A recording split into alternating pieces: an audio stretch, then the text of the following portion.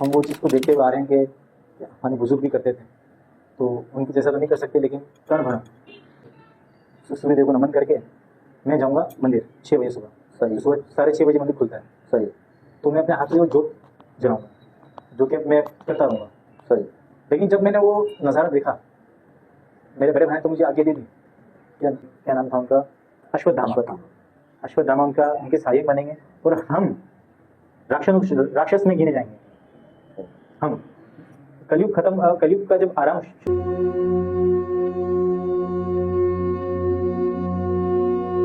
जय श्री राम। मैं लोहित पुरबिया, आप सब कैसे हैं? उम्मीद करता हूं खैरियत से होंगे। आप लोगों का स्वागत है हमारे चैनल ये हकीकत में।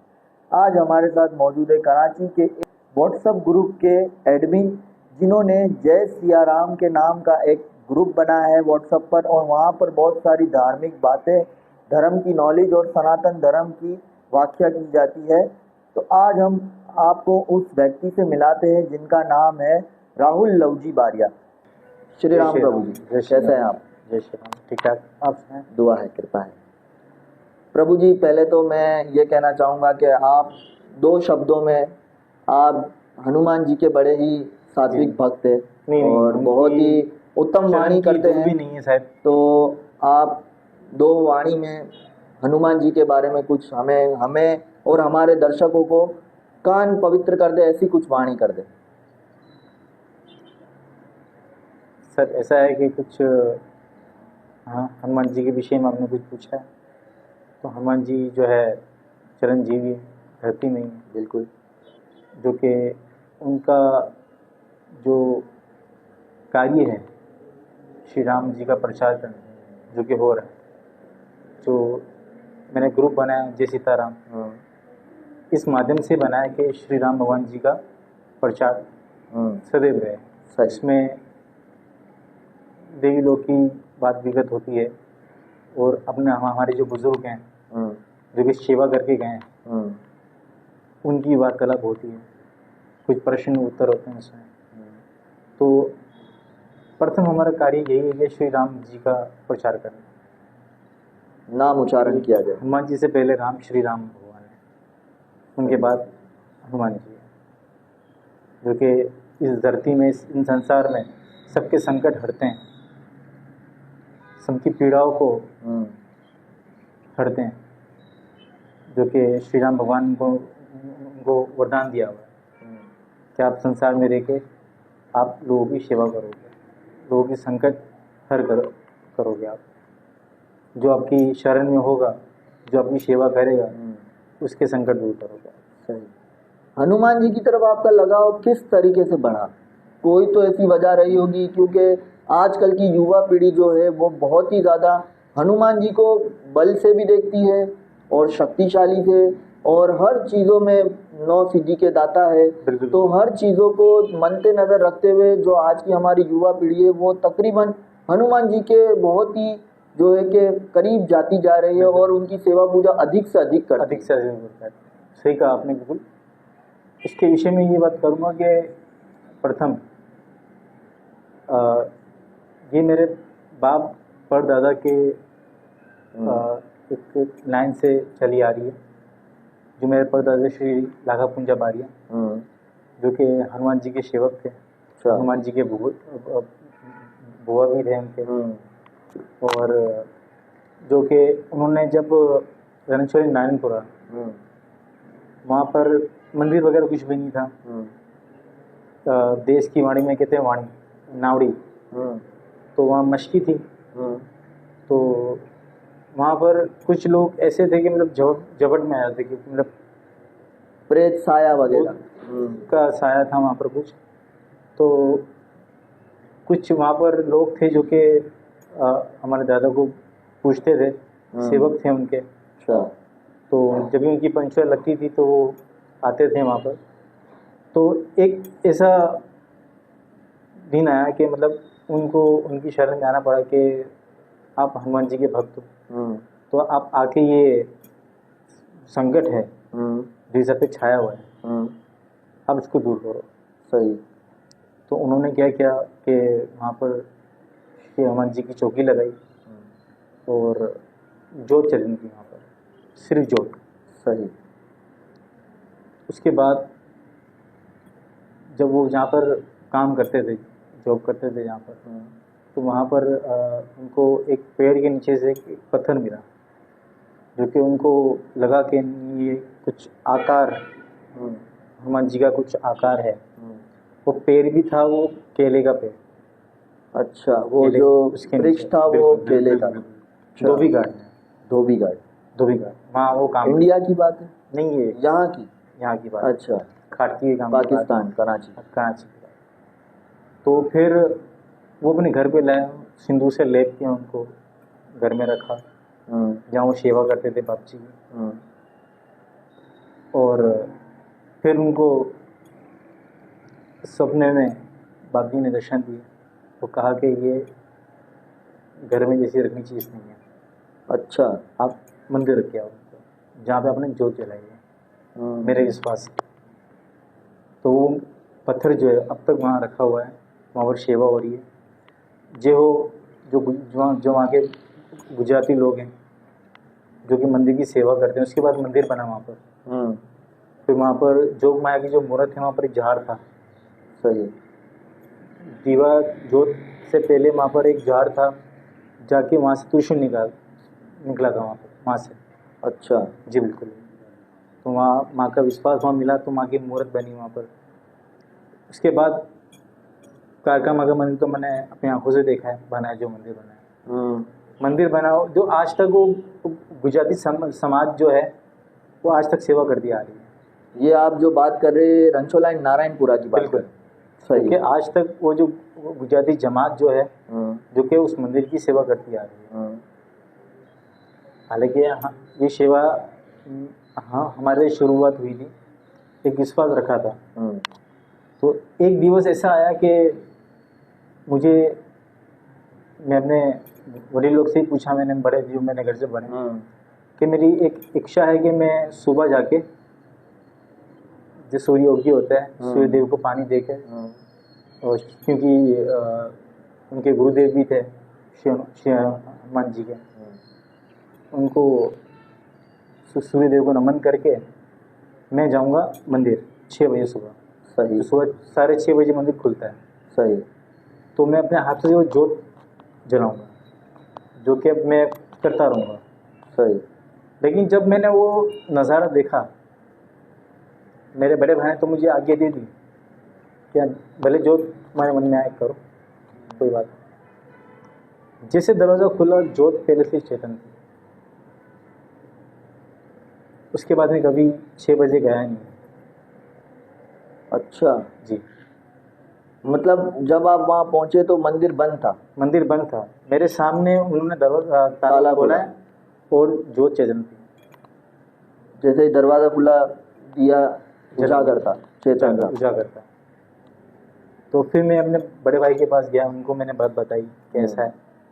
तो उन्होंने ये बताया मुझे कि देखो ये सेवा हमारे दादा की है।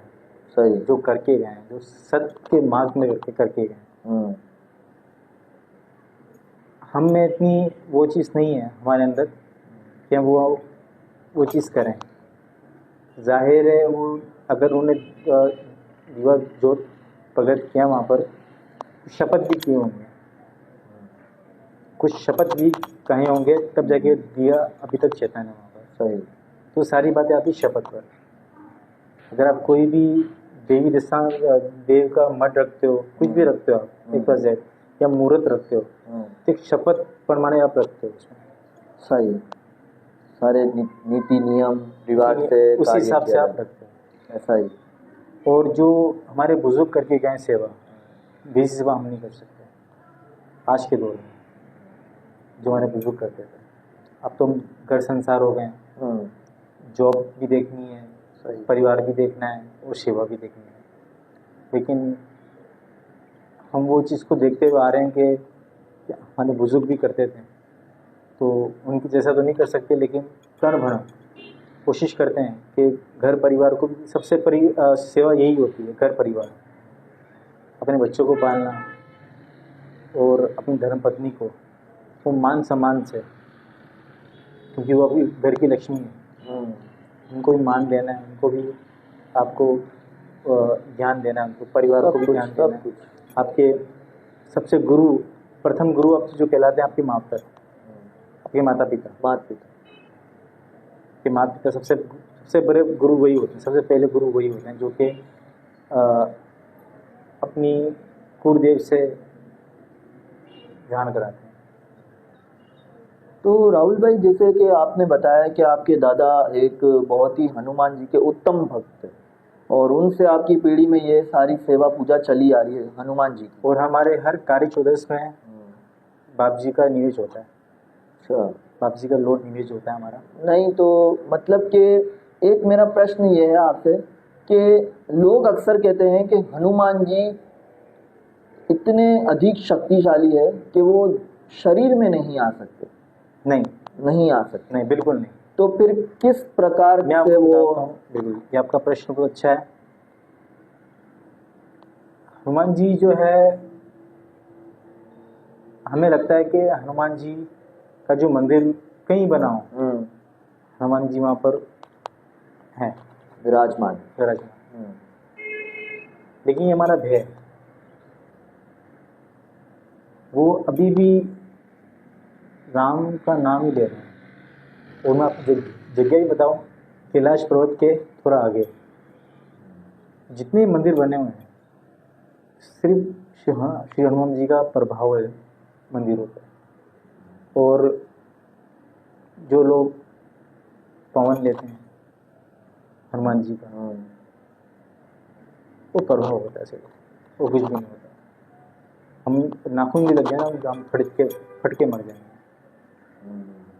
नहीं तो मतलब मंदिर, देव के विषय बात ले लो, या कोई बुजुर्ग आपके अंदर आते हैं, या हनुमान जी आपके अंदर आते हैं, तो ये मैं जिसको मान्यता नहीं करता, उनका प्रभाव होता है सिर्फ। नहीं, वो तो आपकी बात ठीक है, प्रभाव होता है, लेकिन जैसा आपने कहा कि हनुमान जी के जो मंदिर है वो कल्पनीय है। बिल्कुल, जितने भी मंदिर बने हैं, तो जो लोग आस्था लेकर वहां पर जा रहे हैं, वहां सेवा पूजा कर रहे हैं, तो उनकी बात हनुमान जी तक कैसे पहुंचती होगी? मैंने कहा ना, प्रभाव है उनका हर मंदिर में। पाकिस्तान में जितने मंदिर बने हुए, देश में जितने मंदिर बने हुए हैं हनुमान जी के, प्रभाव है। लेकिन श्री हनुमान बाबू जी अभी भी श्री राम जी का नाम लेते जा रहे हैं, जो कि कलयुग तक लेते रहेंगे। उनकी जगह है, उनको जगह दी हुई है। जब श्री राम भगवान जल समाधि ले रहे थे, तो उन्होंने कहा था, अब तुम पहले अब सेवक थे, अब तुम भगवान बनने जा रहे हो। अब तुम भगवान बनने जा रहे हो, जो कि अब पूरा संसार तुम्हारे हवाले है, जो कि तुम्हें राम प्रचार भी करना है।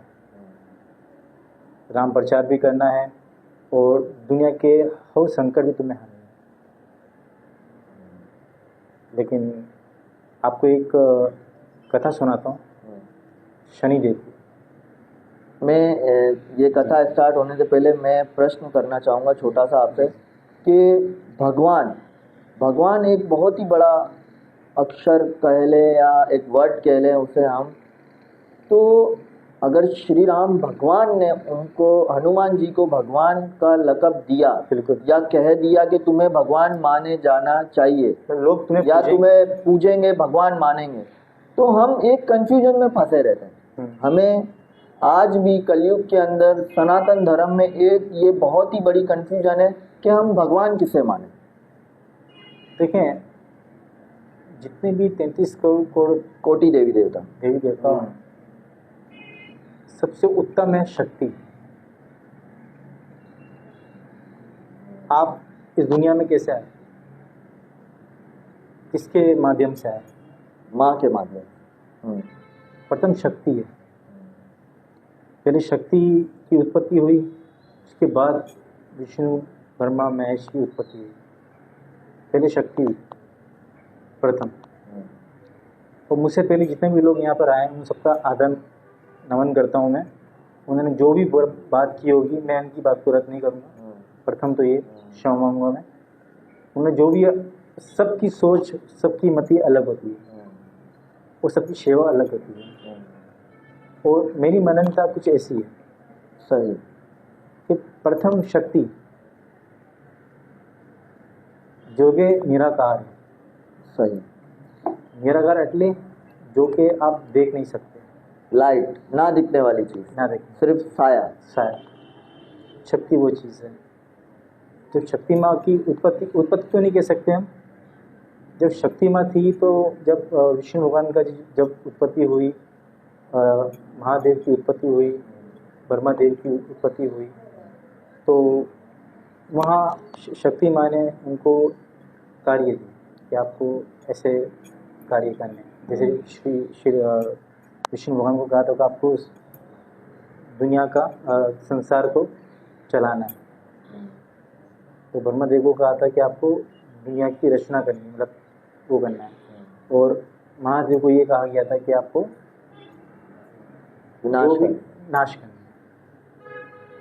जो भी आपकी शरण में आए। सही। और आपने देखा होगा कि भगवान शंकर की अगर बात करें हम, तो उनके बारे में तो ये मतलब जोगी भी हैं, उनके पूरे जिस्म में राख भरी हुई है। उसमें भी एक भेद है, कि वो राख क्यों भरी है पूरे जिस्म में। हालांकि उनकी पत्नी तो रानी थी, महाराजा के घर से ब्याह कराई। तो करते हैं रामायण की बात। हाँ, तो आपकी मैंने कथा को थोड़ा सा स्टॉप किया था, तो माफ़ी चाहता हूँ। अगर आप वो कंटिन्यू करना चाहते हैं आप वो कंटिन्यू कर सकते हैं, या रामायण कंटिन्यू करना चाहते हैं। जब श्री हनुमान जी का जन्म हुआ तो उनका तेज इतना था कि मतलब उनके पोते माता पिता भी नहीं दे सकते थे, पूरा संसार नहीं दे सकते, इतना तेज था। तो वही तेज सब भगवान में होता है, वो तेज। जब उनका जन्म हुआ तो माता अंजना ने प्रार्थना की भोलेनाथ से कि इनका तेज जो है थोड़ा कम करें। कम हुआ, उनकी प्रार्थना हुई, क्योंकि वो भक्त भोलेनाथ की थी। तो जैसे उनके गोद में श्री हनुमान जी आए तो उनको दो चीज़ नज़र आई। जैसे उनके शरीर से जुड़ी हुई थी। अच्छा। उनके शरीर से जुड़ी हुई थी। वो सिर्फ 3 व्यक्ति उनको देख सकते थे, सिर्फ 3 व्यक्ति। हनुमान जी के जिस्म से या माता अंजनी के? हनुमान जी के जिस्म। अब वो चीज़ नज़र आ रही थी माता अंजनी को। अच्छा। कैसी महाराज को नज़र नहीं आ रही थी, तो उन दोनों में बहस चल रही थी कि मुझे नज़र क्यों नहीं आ रही, आपको नज़र आ रही है।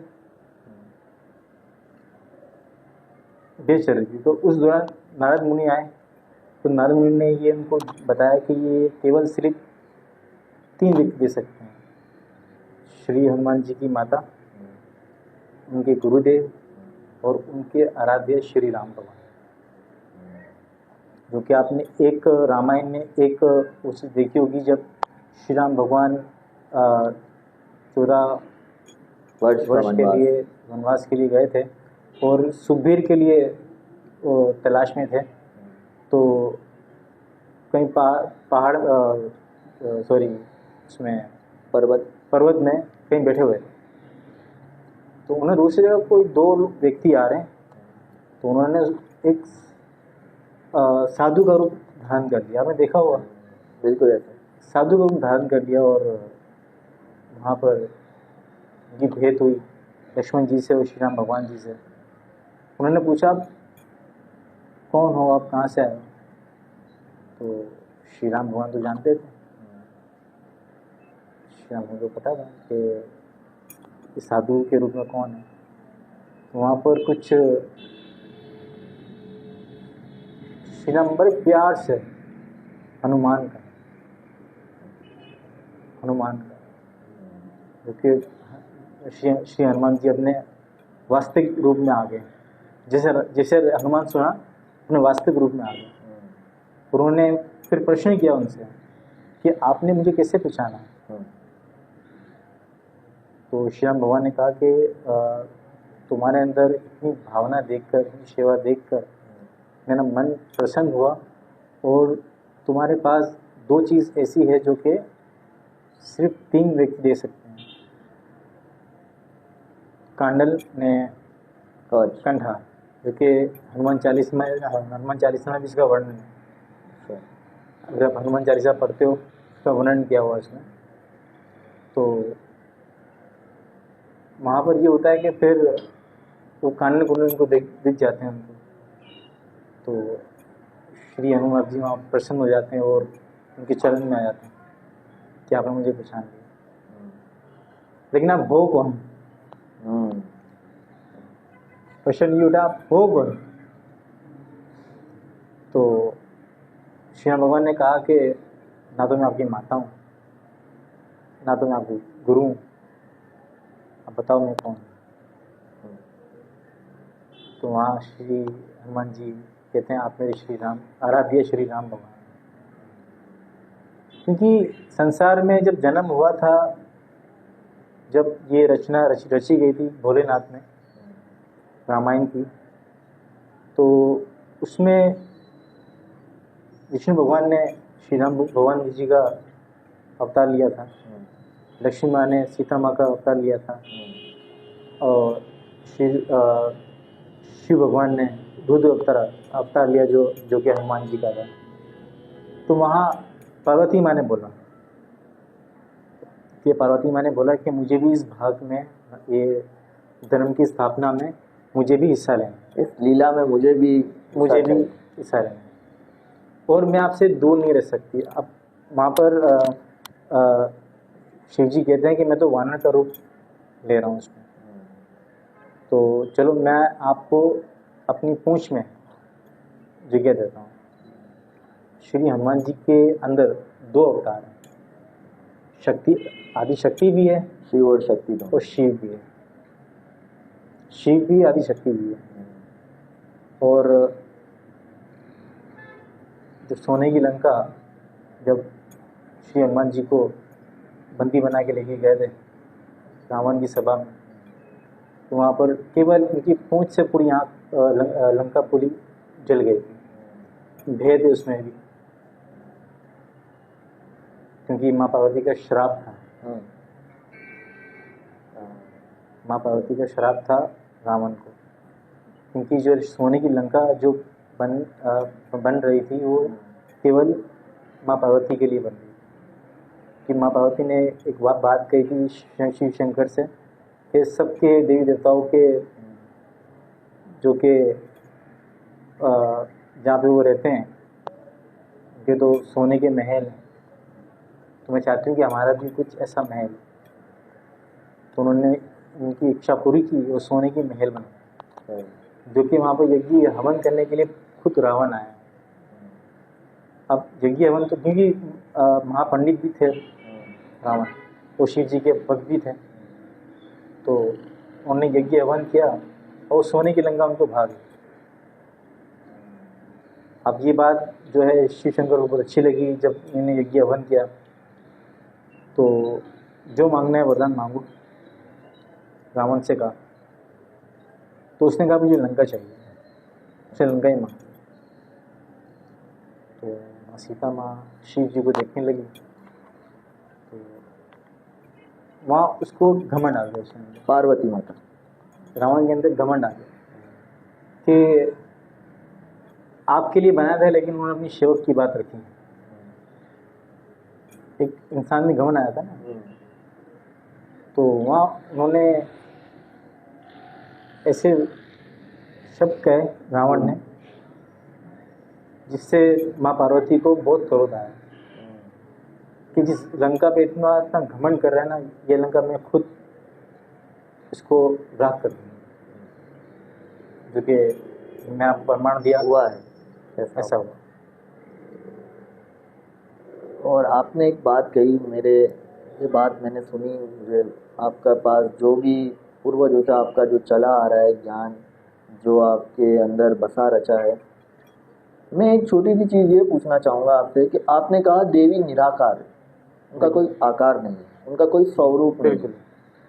तो अब हम जो ये मंदिरों में पूजा याचना करते हैं, माता की विग्रह है इतनी बड़ी बड़ी, आप 52 शक्तिपीठ चले जाएं, बिल्कुल। आप कहीं पे भी चले जाएं, माता की विग्रह के अलावा वहाँ कोई भी ऐसा मंदिर नहीं है जहाँ माँ की विग्रह ना हो और निराकार पूजा हो रही है। सही। तो ये किस प्रमाण पे आपने ये जो बताया मुझे, इसका थोड़ा सा खुलासा करें। देखिए, जब सती माँ का जब शिव सती माँ के जो पिता थे उन्हें यज्ञ वन रखा था, तो वहाँ आमंत्रण सबको किया था, देवी देवताओं को, और वो ब्रह्मा जी के अंश भी थे। तो यज्ञ सब देवी देवताओं को बुलाए, केवल शिव जी को नहीं बुलाया। लेकिन सती माँ को वहाँ जाना था, मतलब उनको ऐसा था कि उनका मिलाप हो जाए। तो जब वहाँ शिव जी का अपमान हुआ, जो कि माँ सती से बर्दाश्त नहीं हुआ, हालांकि वहाँ नंदी भी थे, शिव जी ने नंदी को वहाँ भेजा कि आप सती के साथ जाएं। तो शिव भगवान ने काफ़ी बार उनको आभास कराने की कोशिश की कि आप अपने न देखो आप क्या हो। शिव जी ने बहुत बार ये उनको आभास कराया कि आप अपने आप को पहचानो, आप कौन हो। लेकिन उन्होंने इस चीज़ पे ध्यान नहीं दिया, उन्होंने इस बात पर ध्यान दिया कि इनका मिलाप हो जाए। तो जब माँ सती का जब महादेव का अपमान हुआ तो माँ सती से बर्दाश्त नहीं हुआ। तो वहाँ जो हवन कुंडल था वहाँ जाने के लिए तैयारी में थी, तो अग्निदेव वहाँ प्रकट हुए कि मेरे अंदर इतनी सदा नहीं है कि मैं आपको जला सकूं, तो मैं क्षमा चाहता हूँ आपसे। तो वहाँ से चले गए। तो माँ सती ने माँ शक्ति आई वहाँ पर, जो कि माँ सती का अंश थी। आदि शक्ति में प्रकट हुई। आदि शक्ति ने वहाँ कहा, ना मैं किसी की पुत्री हूँ, ना मैं किसी की घरवाली हूँ, ना मैं किसी की बहन हूँ, मैं स्वयं शक्ति हूँ। वो सती जो है मेरा ही अंश है। सती मेरा ही अंश है। तो अब जो ये तो रचना थी, जो कि होनी थी, ये लीला होनी थी। अगर ये नहीं होता तो आपके घर में कुल देवी नहीं पूजाती। अगर ऐसा नहीं होता, हमारे घर में कुल देवी ना आती। जो 52 पेड़ जो इस संसार में धरती में पड़े, मैं अपनी बात करूँ शंकरपुर धाम की, माँ सती माँ का दायां हाथ वहाँ पड़ा था, तो वहाँ बोचा जी का मंदिर बना। मंदिर बना शंकरपुर धाम में। तो ऐसे करके हमारे घर में कुल देवियाँ, माँ इंगलाज में माँ सती का पिंड पड़ा, अनेक जगहों में। क्योंकि विष्णु भगवान ने जब शिव भगवान आए, उनको पता था कि ये सब होने वाला है। उनको सबसे पता था कि ये सब होने वाला है।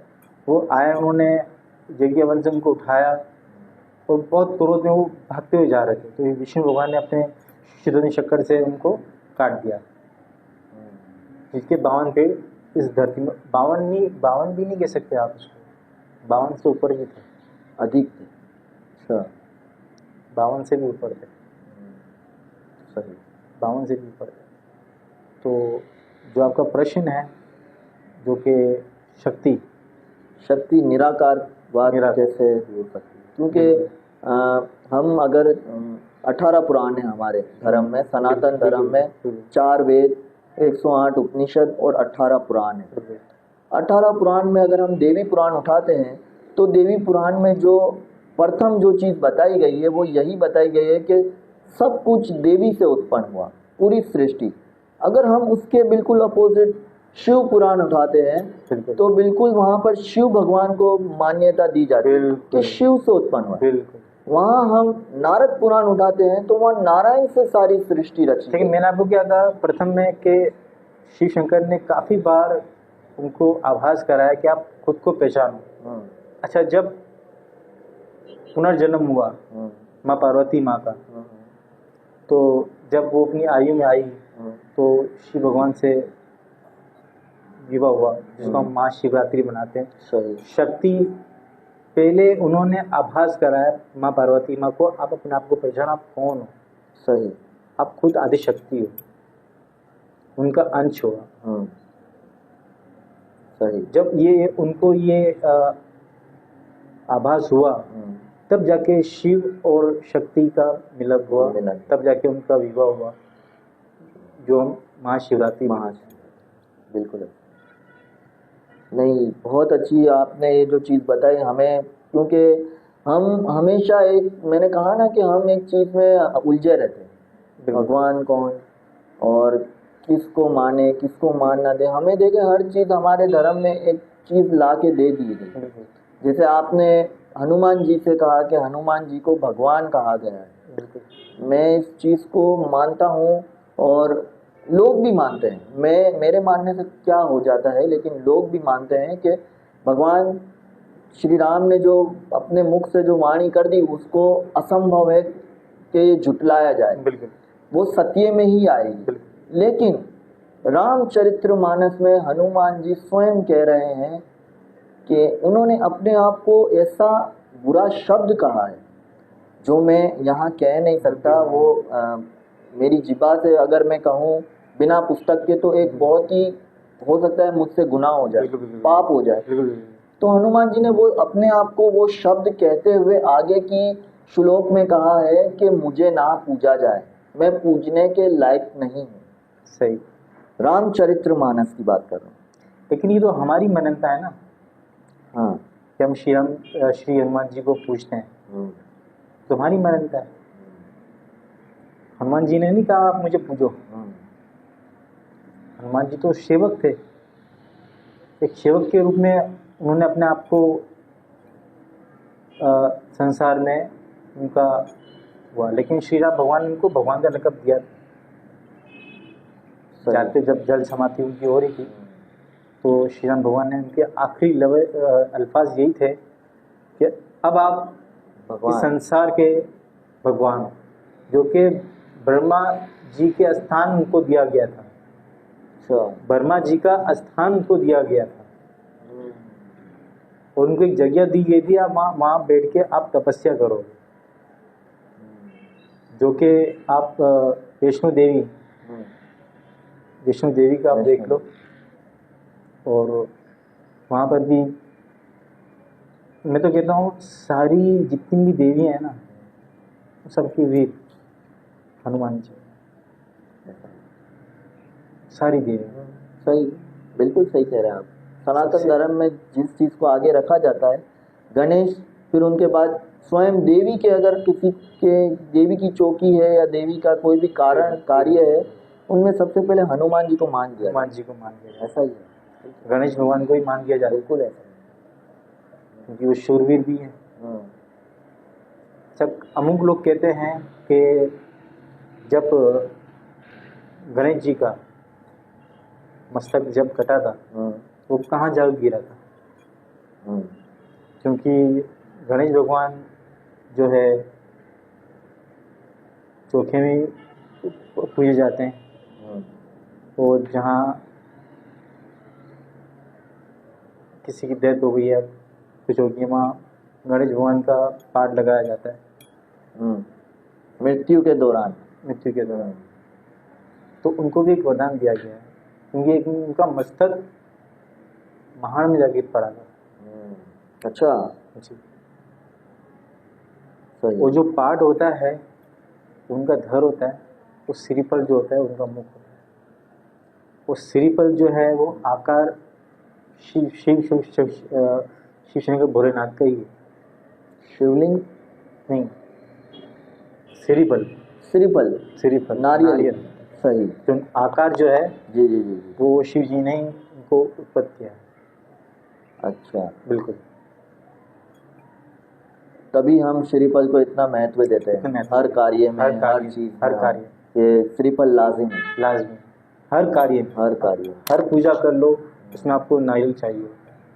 सही।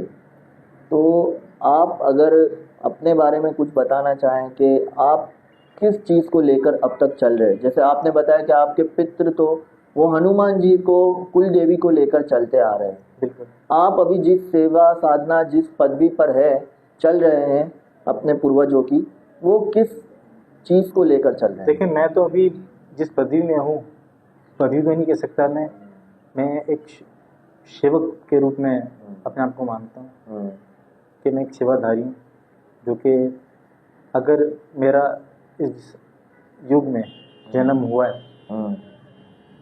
तो कोई कार्य है इसका। सही। अगर मुझ पे कोई बुजुर्ग का या देव का आमान हुआ है तो इसका कोई कारण है कि मैं संसार में किसी की हेल्प कर सकूं, किसी की मदद कर सकूं। तो इसी हवाले से मैं एक बात करूंगा कि रणछोड़ नारायणपुरा में एक बुजुर्ग थी जो कि 15 दिन से लापता थी। अच्छा। 15 दिन से लापता थी। तो उनके बराबर मेरे कज़न का घर है। सही। मेरे चाचा के बेटे हैं जो कि हमारे परिवार में ही होता। तो विजय नाथा बारिया। सही। तो उन्होंने, मैं जा रहा था ससुराल में, तो अचानक उन्होंने मुझे रोक लिया, यार राहुल भाई आप चलो। हालांकि मुझसे बड़े हैं लेकिन मुझे राहुल भाई मान देते हैं। मैं आपको फ़ोन करा, मैं तो बाइक पे था तो शायद मैंने आपको रिसीव नहीं किया। तो जब मैं, ठीक है, मैं बच्चों को अपने ससुराल में छोड़ के आता हूँ, फिर मैं आपके घर पे आता हूँ। मेरे तो उनके घर में कुछ कार्य होगा, लेकिन उनके अड़ोस पड़ोस में राजू हजारा रहते हैं। राजू हजारा। चंदू हजारा। अच्छा, चंदू हजारा। सही। तो मैं वो मुझे वहाँ पर ले गए, मैं बैठा वहाँ पर। तो जो उनके जो जिसकी माता थी, बुजुर्ग थी, तो उन्होंने कहा कि चंदू भाई ने कि हमारी माता जो है 15 दिन से लापता है और हम ढूंढ ढूंढ के थक गए। अच्छा। और आपसे पहले कितने लोग आए यहाँ पर पवन लेकर भी, विश्वास से कि बस ये बता दो कि कौन सी जगह पे, अच्छा, कहाँ पर है, सही जगह बता दो, हम ढूंढने चले जाएंगे वहाँ पे। लेकिन ऐसा नहीं हुआ, उनकी कॉल पूरे नहीं हुआ। मतलब कि जबकि ये शपथ कहे गए कि अगर ऐसा नहीं हुआ तो आपके हाथ की चूड़ियाँ मेरे हाथ में पहना देना। अच्छा। वहाँ जाने वाला आखिरी नहीं था। मैं गया, मेरे हाथ में कुछ माला भी नहीं थी, कुछ भी नहीं थी। तो मैंने कहा अपनी देव से आज्ञा ले और मुझे माला दे देना। तो मैंने माला में देखा, प्रथम तो भी देव को याद किया मैंने। सही। फिर मैंने उसमें जो मेरे बुजुर्ग हैं मैंने उनको याद किया, बाप जी को याद किया, उनका हुक्म लिया। तो तीनों में यही साक्षी आ रही थी कि वो एक जगह पे है, मारीपुर में। मारीपुर में ऐसी जगह है जो कि जहाँ पर कचरा वगैरह जहाँ पर होता है ना, उस जगह पे वो बैठी है। लेकिन उसको कुछ याद नहीं है। केवल उसको सिर्फ ये याद है कि मैं रणछोड़ नारायणपुरा में रहती हूँ। यहाँ तक कि उसके बेटे का नाम याद नहीं था, उसकी बहू का नाम याद नहीं था। काफ़ी लंबी आयु थी उनकी, समझ लो 75 के करीब कुछ हो। नहीं, वृद्ध अवस्था। अच्छा। तो मैं उनको बोला कि मारीपुर में, पूरे घर ने बना के, यार इतनी उम्र में वो मारीपुर कैसे जाएगी ना, कोई वहाँ पर हमारा कोई रहता है, हाँ कोई रहता होता तो शायद हम मानते। तो मेरे भाई ने वहाँ पर मुझे कुछ इशारा किया, जो मेरा कज़न मेरे साथ बैठा हुआ था, विजय नाथा बारिया। तो उन्होंने मुझे कहा कि आप दादा को हाजिर करो। मैंने हुक्म दादा से लिया, मैंने दादा हाजिर हुए। दादा ने सिर्फ ये बोला कि आपके घर में पाठ रखा है, पाठ 4 कण दे दो मुझे, और अब 4 दिशा में उस दोषी माँ का नाम लेकर और हनुमान जी का नाम लेकर, क्योंकि हनुमान जी 4 चौक की धनी है। अब उनका नाम लेकर तो 4 चौक में रख देना, फेंक देना, जिस दिशा में होगी ना वो आ जाएगी। उन्होंने ये नहीं कहा कि मारी बोलूँ, वो तो मेरे लगे, वो आपके अल्फाज, मेरे अल्फाज। उसके बाद फिर 4 दिवस पूर्ण होने वाले थे। अगर संध्या हो जाती तो उनका कोल टूट जाता, जो उनके अल्फाज से दादा के वो टूट जाते। लेकिन चौथे दिन सुबह 11 बजे मुझे फ़ोन आया, मैंने वीडियो देखी ग्रुप में कि वो दोषी माँ आ चुकी है। मैंने उनको पहले बताया था, जब वो आए, अच्छा दादा ने ये भी कहा ढूंढने मत जाना, वो खुद आएगी। दादा ने ये भी कहा था कि ढूंढने मत जाना, वो खुद आएगी। वो ढूंढ लिया आप लोगों ने, बस अब ढूंढने मत जाना, वो खुद ही आएगी, वो 4 दिन के अंदर अंदर आएगी। और वो कॉल पूरा हुआ उनका। तो भाई वो दोषी माँ आई तो मुझे फ़ोन आया, उन्होंने अर्जेंटली मुझे बुलाया। मैं 12 बजे तो वहाँ पहुँचा वहाँ पर। और जाते ही मुझे वहाँ पर फ़ोन आना शुरू हो गया, क्योंकि उनकी जो कुल देवी थी माँ जोगमाया थी, वो जोगमाया के वीर जो है वो श्री हनुमान जी है। उन्होंने छवि जो रखी थी ना अपने घर के द्वार पे, पंचमुखी हनुमान जी की रखी, चौखट पे। अच्छा, जब चौखट में जब देखा, ध्यान पड़ा हमारे जो बुजुर्ग हैं उनका, और क्रोध में आके वो मूर्त वहाँ से मंगवाई। उन्होंने कहा कि मंदिर में आप रख दो, क्योंकि पंचमुखी हनुमान जी की मूर्त आप घर में नहीं रख सकते, जहाँ उनकी सेवा नहीं होती। सही। मेरे बाबूजी सेवा करते थे पंचमुखी हनुमान जी की, उनका दिया जलाया करते थे। जब वो देव हो गए तो हम दिया नहीं जलाते, हम सिर्फ श्री हनुमान जी की छवि जो होती है वो रखते हैं। तो मुझे अभी भी आज्ञा नहीं है कि मैं श्री हनुमान जी का दिया जलाऊं। सही। मैं भले पूजा करता हूँ, अच्छा, लेकिन मुझे आज्ञा नहीं है। ना मेरे दादा की, मेरी आस है, मेरा एक भावना है कि मेरी कि मैं दादे का भी दिया जलाऊं और जो है हनुमान जी का भी दिया जलाऊं, लेकिन मुझे आज्ञा नहीं है। अच्छा, हाँ, मतलब आपके पूर्वजों से नहीं हो रहा, या बस है ना, मेरे दादा ने मंदिर में जो जलाया वो बस वो अंत है। उसके बाद मैं उनसे आगे नहीं बढ़ सकता, मैं वो सेवा खंडित हो जाएगी। अच्छा राहुल भाई, आप जब कार्य करते हैं, लोगों के कार्य वैसे आप करते हैं? हाँ, आपकी बैठक वगैरह होती है, और तो आप जैसे कैसे कैसे लोग आपके पास कार्य लेकर आते हैं, और किन किन शक्तियों के बारे में आपको मालूमात भी होती है, और आप उनका कार्य भी सिद्ध करते हैं? एक दिवस ऐसा हुआ था कि कुछ लोग सीताराम से ग्रुप था, तो अमित वानिया, अच्छा, इनका नाम है, वो मेरे घर पे आए थे उनके ससुर को लेकर। तो कुछ भेद रखा हुआ था मन में परखने के लिए कि देखें हम व्यक्ति कैसा है।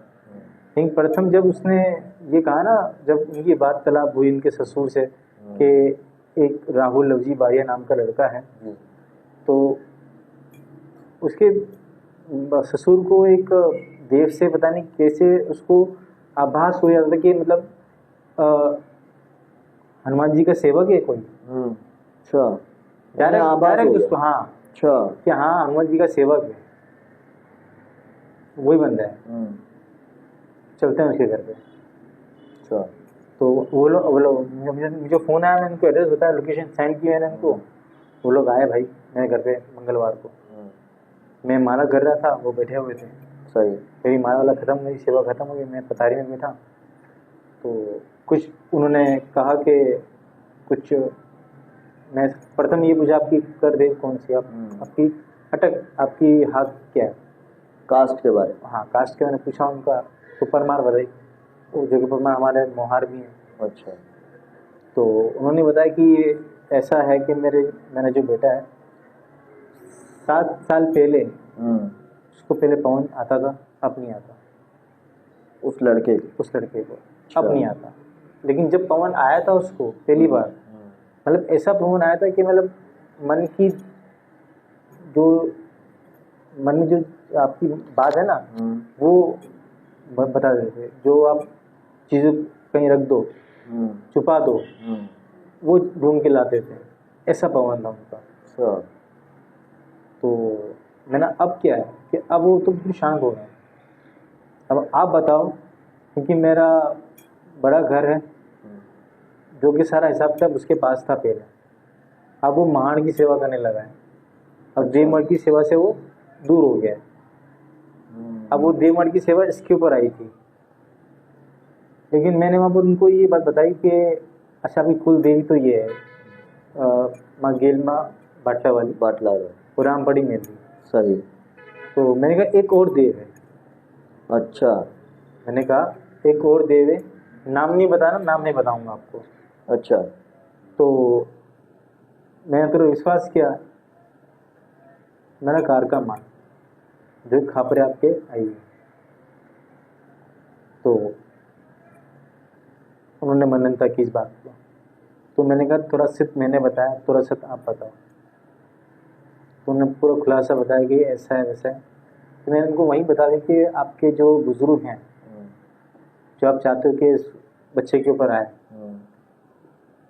वो आपसे कुछ नाराज़गी हो गई है। मतलब इस बात की नाराज़गी हुई कि आपके घर में कोई भी ऐसा कुछ कार्य होता था, किसी का मरण होता था, आप उनके ऊपर डाल देते कि आपके होते हुए ये सब क्यों हो गया।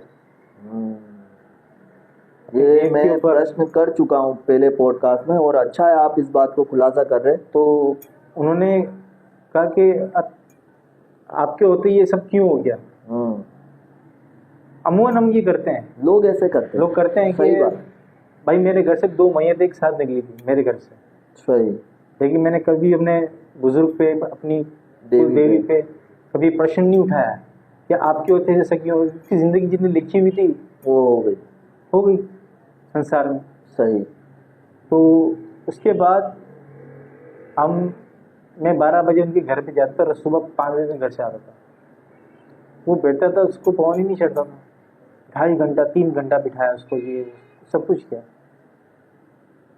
तो यार मैंने बोला यार अब मैं थक गया हूँ, अब मेरे थोड़ा ये हाथ से बाहर है, अब यहाँ बुलाना मैं जा देता। मैंने बुजुर्ग को याद किया, दादा आए। दादा ने फिर बोला कि अभी भी आप कुछ बात भेद में रख रहे हो, खुला से बात करो। ये बोल के चले गए। मैं पूरा खुलासा करूँगा आपका। अगर मैं आया हूँ तो कुछ करके जाऊँगा, ये मेरा कॉल है। मैं आपके देवमठ की हम कसम खा के कहता हूँ, अगर मैं आया हूँ तो खुलासा करके जाऊँगा मैं। बड़ी बात। फिर उसके बाद उन्होंने फिर मुझसे बात की कि यार ऐसी कुछ बात थी कि हमने घर में पाठ लगाया था, तो हमें बिठानी थी दोसी माँ जा पे घर की चौखट पे। तो उन्होंने आह्वान पता कहाँ से किया? महान से। दोसी माता। हमारे जो घरडे बूढ़े आते हैं वो कहाँ से आते हैं?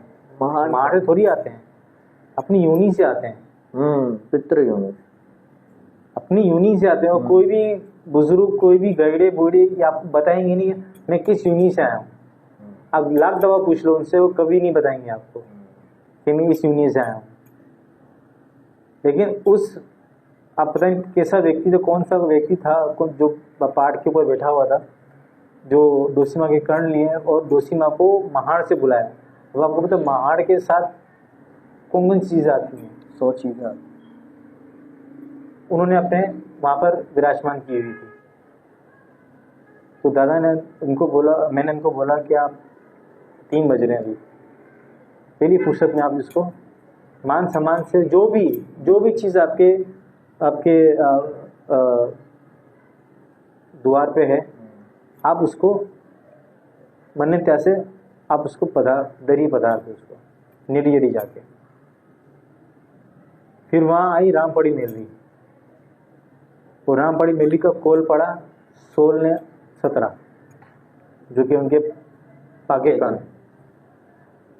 तो माँ मेली ने कहा कि आप मारो कोल से, ये मेरे कोल है, मेरे वचन या मेरा ये बतावा जो वचन भी है, मेरा ये वचन है कि इसको पहली नवरात्रि में सवारना टाइम टेबल सब कुछ बता दिया कि सुबह को इतने बजे इसको हाथ चढ़ेगा, पवन आएगा इसके बुजुर्ग का। अच्छा, बिल्कुल ऐसा ही हुआ,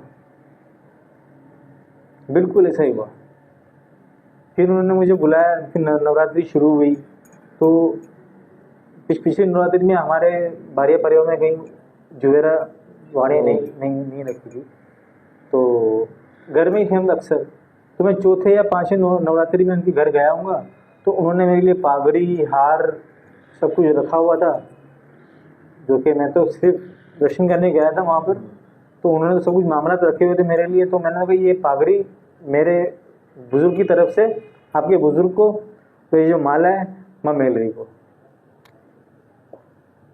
मैं मान लेने नहीं आया, मैं बस दर्शन करने के लिए आया था। आपके बुजुर्ग की और माता जी की जो कोल थे माँ मेलरी के, वो कोल पूर्ण करने के लिए मैं यहाँ पर आया था। सही। अच्छा, मैं कोई कार्य करता हूँ ना, तो ये मैं किसी को बताता नहीं हूँ, मैं आपको बता रहा हूँ, क्योंकि मैं सबको बताना चाह रहा हूँ। मैं कोई भी कार्य करता हूँ ना, तो वो मुझ पर भी लागू होता है। अगर वो कार्य होता है तो मुझ पर भी लागू होता है कि मुझे, अगर मैं बाप जी को कार्य कर रहा हूँ तो मुझ पर लागू होता है कि मुझे वो भी करना है, नारियल चढ़ाना है। आपने अच्छा, मैं आपकी बात कर, सॉरी मैं आपकी बात नहीं, आप बोलिए। अच्छा, जब ये सब हुआ हनुमान जी का, मैंने दादा ने वहाँ मंदिर में, इन्होंने कहा कि मंदिर में हम रख देंगे, ये सब कुछ हुआ।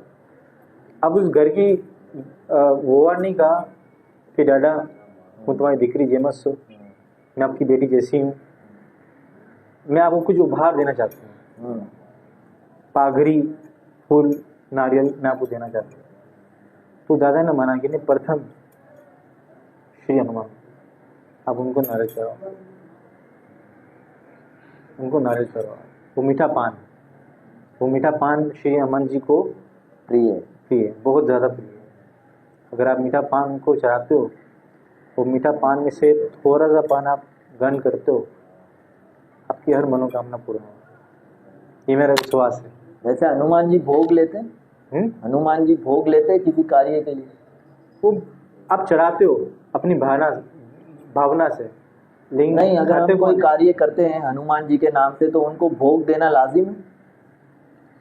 हनुमान जी का जैसे मतलब फॉर एग्जाम्पल ऐसे कि अगर आपने कोई कार्य करवाना है हनुमान जी से, तो हम रखते हैं ना बात। मैं आपको नहीं, एक बात पूछना चाह रहा हूँ मैं हनुमान जी से रिलेटेड, कि हम अगर हनुमान जी से कोई कार्य करवाते कि ये मेरा काम हो जाए, इस वक्त हो जाए या इस तरह हो जाए, तो उनको कुछ देना लाजिम है?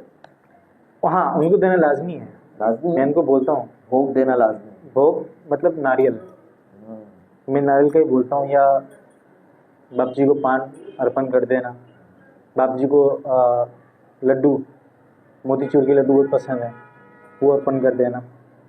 तो वो चीज़ मुझ पर भी लागू होती है, मुझे भी करनी है, वो मेरा भेद है। वो मैं कब करूँ कब नहीं, वो मेरा भेद है, मुझे लाजमी करनी है अगर मैं किसी का कार्य करता हूँ। अच्छा, उसी घर फिर मैंने एक भंडारा किया था माँ भवानी का, क्योंकि उस दौरान ना काफ़ी समझ लो मौत का मांडवा चल रहा था, एक के बाद मैयत, ये पिछले साल की बात है, एक के बाद मैयत हो रही थी। तो हमारा जय माता जी का ग्रुप था, जिसमें शायद आप भी थे।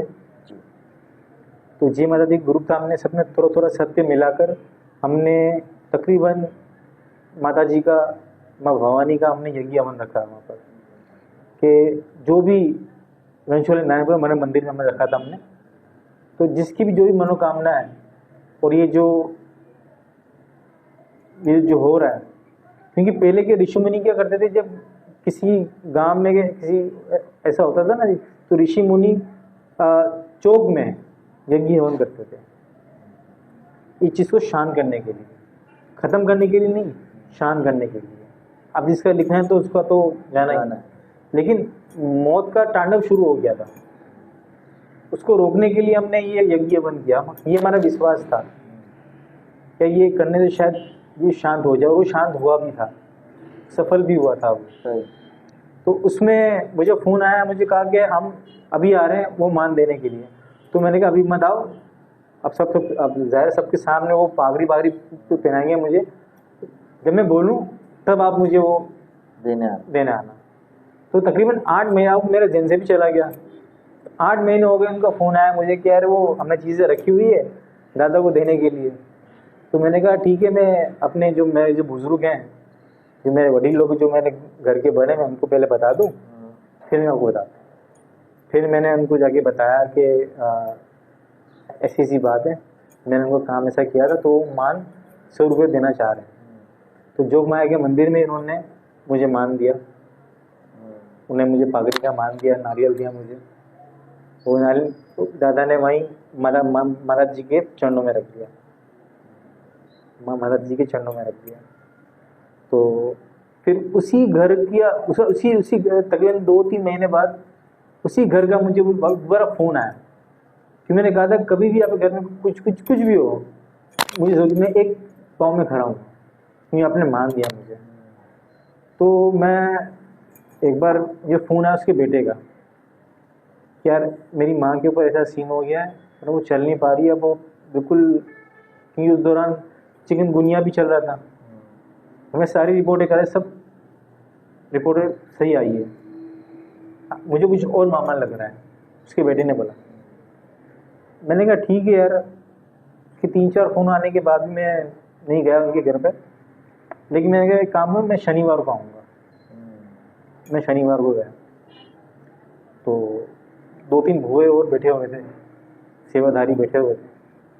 मैंने उनसे पूछा साहब आप मुझसे ज़्यादा सेवक लोग हो, आप लोगों को क्या नज़र आता है? कुछ भी नहीं भाई, मेडिकल है। मैंने भी थोड़ा माला लेके गया था, मैंने भी थोड़ा विश्वास किया, मैंने कहा अरे मेडिकल है। अच्छा, तो हम फिर दूसरी बातों में लग गए, दूसरे विषय में बात करने लगे। अब उसकी तबीयत और ज़्यादा खराब हो गई, उसको दूसरे कमरे में लेके गए, वहाँ पर उसकी और तबीयत खराब हो गई, सब भागे वहाँ से।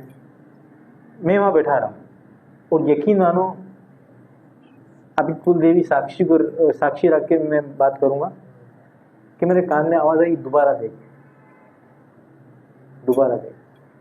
मैं दोबारा देखा, हमने बात है तो कुछ बात, किसी ने पाँव पकड़े हुए, वो यही अल्फाज बोल रही थी कि मेरे पाँव किसी ने पकड़े हुए, जोड़े हुए हैं किसी ने। तो मैंने उनसे लींबू मंगवाया, और इसमें मैंने सिंदूर भी था उनके घर पे जो बाप जी को चढ़ता है, सिंदूर मंगवाया मैंने। सिंदूर के 5-4 मैंने तिलक किए, और मैं बिल्कुल उनके चौखट में खड़ा हो गया। आप यकीन नहीं करोगे, मेरा हाथ ऐसे हो रहा था कि अभी नींबू मेरे हाथ से गिर जाएगा।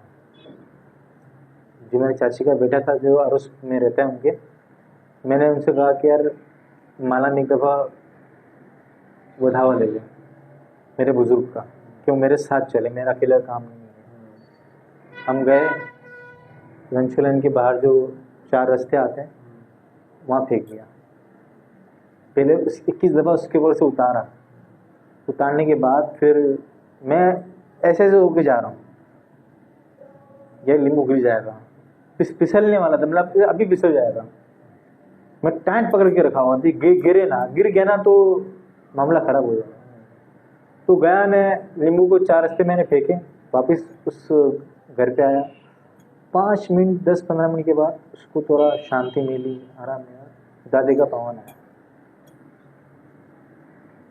तो उन्होंने बताया कि भाई ये 4 रास्ते आए, ये बीच में कहीं 2:30-3 बजे कहीं से आई थे, कहीं आप लड़कियां कहीं से आए थे। अम्मास में ये लोग कहीं से आ रहे थे, फिलिपींस से कहीं से आ रहे थे, जो कि 4 रास्ते में। तो आपने भी 4 रास्ते जाके फेंका, तो वो किसी और के अगर पैरों में आ गया मतलब मैंने ये फेंका- लोग करते हैं मैंने हम। फेंका था, पता है? मैं एक ये चीज नहीं, कॉन्सेप्ट क्लियर करना नहीं, चाह रहा ये हूँ, आप बिल्कुल सही कह रहे हो आप, ये अच्छी बात है, ये लोग करते हैं ऐसा। क्योंकि लोग नजर उतारते हैं या कोई चीज उतारते हैं तो वो चार चौक पर फेंक देते हैं, बिल्कुल। लेकिन वहां से कितनी गुजरने जवान वाला, स्त्रियां कोई गुजरने गुजरती वाला हैं, भी है, बच्चे गुजरते हैं छोटे, बिल्कुल, बिल्कुल। और बहुत सारे पुरुष भी है। लेकिन मैं श्री हनुमान जी का नाम लेकर मैं घा करता हूँ, अब वो कहीं भी चला जाए मैं घा कर देता हूँ, अब वो कहीं भी चला जाए। मैंने जय श्री राम का और श्री हनुमान जी का नाम लिया और मैंने ऐसे जोर से घा किया, मैंने वो कहीं भी चला जाए, सही। लेकिन मैं कहीं रखता नहीं हूँ मैं कहीं। तो मतलब वो लींबू के अंदर आ जाती है चीज। अच्छा, नींबू का भी कुछ इसमें बहुत बड़ा, अगर आप तंत्र विद्या से देखो तो नींबू का इसमें बहुत चीज, नींबू का भी इसमें बहुत चीज है। ये कोई आप मेली विद्या कुछ करते हो तो नींबू का होना जरूरी है, जिसके जरिए काम हो। आपने कभी मडगढ़ के हनुमान का नाम सुना है? हाँ, इसके बारे में थोड़ा सा कुछ पता है? मटकड़ के जैसे कि जो लेटे होते हैं वो इसलिए कि मैंने उनके बारे में थोड़ा स्टडी की थी मैंने, कि बाप जी वो देश में है, पाकिस्तान में नहीं है, कहीं मंदिर बना हुआ ही नहीं, वो देश इंडिया में। तो मैंने एक वीडियो देखी थी जिसमें हनुमान जी लेटे हुए, तो मुझे आभास हुआ कि यार ये हनुमान जी विश्राम कर रहे हैं, और पता नहीं हाथ में पर्वत भी रखा हुआ है। बेसिकली वो हनुमान जी है, वो सारे भोग लेते हैं। हाँ, उनका मुख खुला है, बिल्कुल, और उनके मुख में डायरेक्ट सारे भोग डाले जाते हैं। बिल्कुल, बिल्कुल, यहाँ तक कि वो आहार भी जिसे हम कहते हैं कि हनुमान जी को ये कैसे भेंट किया जाए, वो आहार भी उनके मुख में डाला जाता है, इसीलिए वो मडगढ़ के हनुमान कहलाते हैं। और मडगढ़ की काली भी होती है, मडगढ़ के हनुमान जी भी होते हैं। इन्हें सिद्ध करने के लिए शायद हमें मसान काफी ज्यादा जरूरी हो। देखिए, अगर काली माता की बात लेकर आप करते हो तो फिर मैं इसको मान्यता करूंगा, लेकिन आप श्री हनुमान जी की बात करोगे ना मस्तक की, तो मैं इसको मनन नहीं करूंगा, क्योंकि हनुमान जी का महान से कुछ है ही नहीं, महान के अंदर है ही नहीं। आपने क्योंकि हनुमान जी जो है वो है बाल ब्रह्मचारी, है तो रुद्र के अवतार ही। एक दिवस ऐसा आया था कि जब लक्ष्मण जी को तीर लगा था ना, तो वहाँ श्री राम भगवान की आंखों से आंसू निकल रहे थे कि आप कहो तो मैं ऐसा कर दूं कि सूरज को निगल जाऊं, सूर्य देव को निगल जाऊं, किसी की मृत्यु ना हो।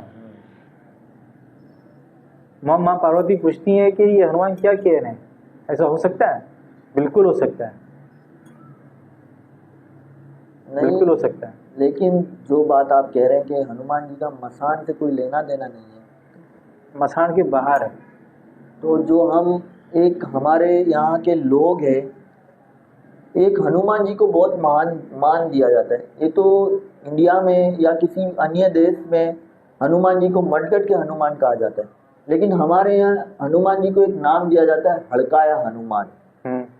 वो तो 84 खाते में उनका वर्णन है। बिल्कुल, वो मसान में ही पूजे जाते हैं। वो ऐसे पूजे जाते हैं कि जो पंचमुखी का एक मुख होता है ना, जो पंचमुखी का एक मुख होता है, नाम नहीं दूंगा उनका, एक मुख जो कि महान में होता है। अच्छा, पंचमुखी का एक मुख जो होता है ना, आपको शायद श्री नरसिंहदेव का विश्वास करते हो? मैं आपको 5 मुख के बारे में, हाँ मुझे इस चीज का पता है कि देखे मेरे रोंगटे खड़े हो रहे हैं। ये नारसिंह ऐसे देव हैं कि अगर आप मुझसे रिलेटेड बात करते हैं तो मैं नारसिंह के बारे में बहुत कुछ जानता हूँ। और मैं ये जानता हूँ कि जब नारसिंह देव के, मैं कंट्रोवर्सी नहीं कर रहा, लेकिन ये बात मैं बताना चाहता हूँ कि आज भी देश में जहाँ पर नरसिम्हा देव के पाठ किए जाते हैं, वहाँ पर बकरे चढ़ाए जाते हैं। बिल्कुल कलेजी चढ़ाई जाती है। बिल्कुल बिल्कुल बिल्कुल सत्य बात सत्य बात बिल्कुल। हमारे कुछ ऐसे तांत्रिक है, बिल्कुल, कुछ ऐसे तंत्र है जिनको सबसे ज्यादा उत्तम मैंने आपको बताया कि दो व्यक्ति हैं। पहला आपके सामने आ गया बिल्कुल नारसिंह, दूसरा हो सकता है आपकी शायद बुद्धि में हो, आप बता पाए। और इतना तो मुझे पता है कि आपको इन चीज़ों का अनुभव है, वो आप हमारे कैमरे में ना बताएं, लेकिन मुझे पता है कि इस चीज़ के बारे में कुछ चीज़ें ऐसी होती कि जो कि गुप्त चीज़ें होती हैं, जो मैं आपका चैनल है तो इसमें कोई सहमत हो कोई असहमत हो तो मैं किसी का दिल नहीं दुखाना चाहूँगा ना, क्योंकि मेरे पास जो विश्वास है, जो मैं विश्वास करके आया हूँ, जो आप मुझसे प्रश्न पूछ रहे हो, जाहिर सी बात मैं भी कुछ स्टडी करके आया हूँ, अपनी देव से आज्ञा लेकर आया हूँ। मेरी देव ने आज्ञा दी है मुझे, तब जाके मैं यहाँ पर पहुँचा हूँ।